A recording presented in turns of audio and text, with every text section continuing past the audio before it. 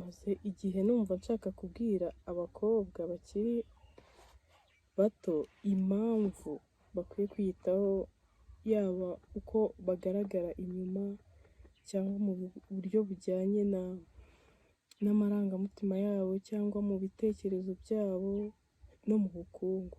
So ni ibintu numvaga nshaka kubabwira kuko hari ukuntu ubona umukobwa ukabona nta ntego ntaki, ntago azi why kubera iki abandi uba ubona bashishikajwe no kwiyitaho. Ushobora kwibaza ni ukubera iki, ese ibyo bintu ni ngombwa, ni ukubera iki abantu b'abagore uba ubona bashishikajwe no kwiyitaho.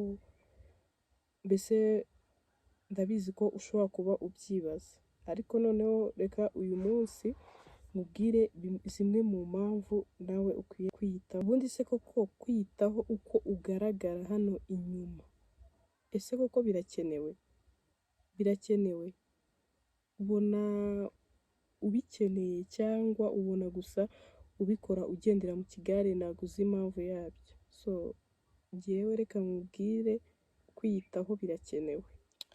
Ubundi iyo wiyitayeho uku nguku ugaragara n'abantu uhatarakitinga, tuvuge niba ari inshuti zawe uba usanga ari za nshuti n'ubundi nazo ziyitayeho nyine, zifite ibitekerezo bizima. Niba wowe uri umuntu usa inyuma n'imbere ukaba uri umuntu ufite ibitekerezo byiza, uzasanga watarakitinga wa muntu umeze nkawe.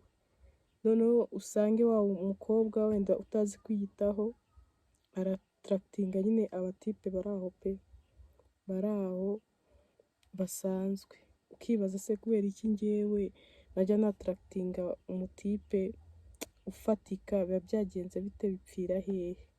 Abagore turamutse twiyitayeho tukaba tuzi imbaraga zacu muri iyi si, tukamenya ngo ni izihe, mubwije ukuri ko nta mutipe uguca amazi, ntago yaboneka, ntago haboneka abagabo b'abanyantege nkeya, kuko nabo bajya bakora iyo bwabaga kugira ngo bakwafodinge, mbese babe bakwiyegereza nyine kuko barabona nta hantu baguhera, sibyo? Ariko noneho iyo nyine uri umuntu utiyitaho, mbese ugaragara inyuma ukuntu, niho handi uzasanga n'ubundi watarakitinga ba batipe nyine bari aho nyine.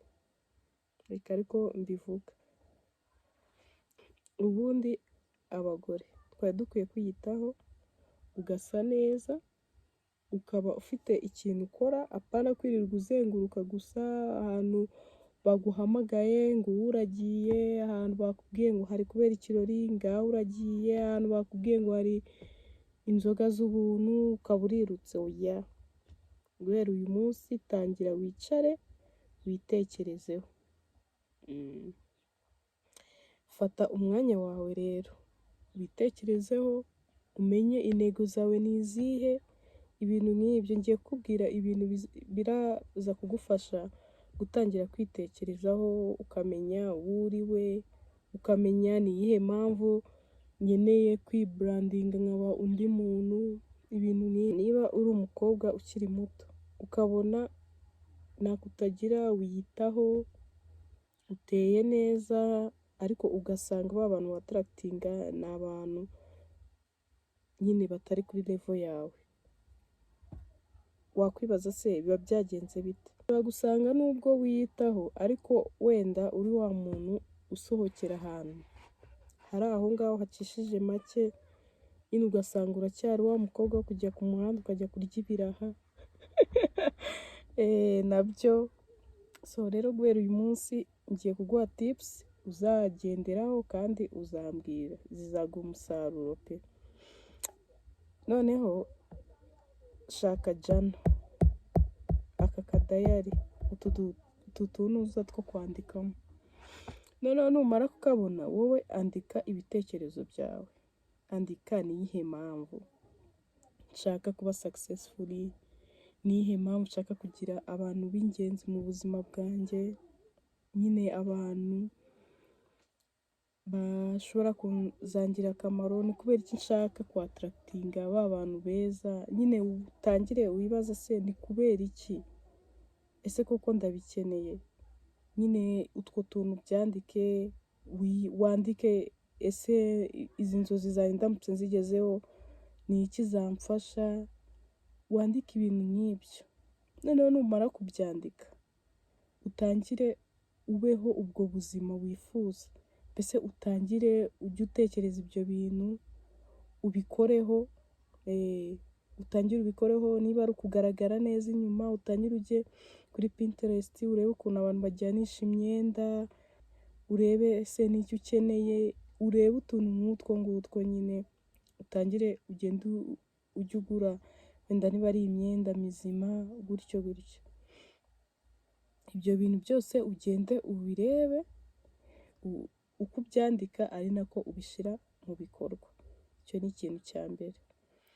Ikindi cya kabiri, niba wenda ushaka kugira intekerezo nziza, ibitekerezo bizima, amapodikasti, nyine urebe ibiganiro by'abantu bagiye batandukanye ubona bashobora kukumotiva, ujye ubireba, usome ibitabo, wongere wige, usubire mu ishuri wige, kwiga ni ingenzi cyane pe. Ikindi kintu ukeneye cyane ni confidence.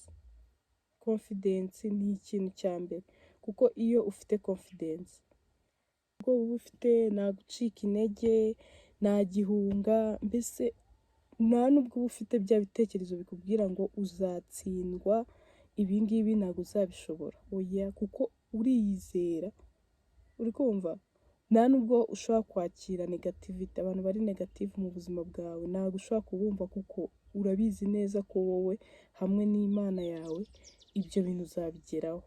Nta nubwo ushobora kuza ngo wifate video nka gutya ngo ubwire abantu ngo iki, oya, ntabwo wabishobora, nta cyizere wigirira. Kubwira intsinzi yawe nta kindi cyayikugezaho uretse wowe ubwawe, nta kindi. Ushobora kugira connection ufite abantu bagufasha, ariko wowe utiyitayeho iyo connection ikakubera ubusa, udatinyutse ngo ukore, nta kintu byakugezaho. Niba intekerezo zawe zirimita, nyine ntutekereze hejuru cyane ahagusumba, nabwo ntabwo ushobora kugera kuri izo nzozi zawe. Intsinzi ni wowe, intsinzi ni wowe uyigezaho.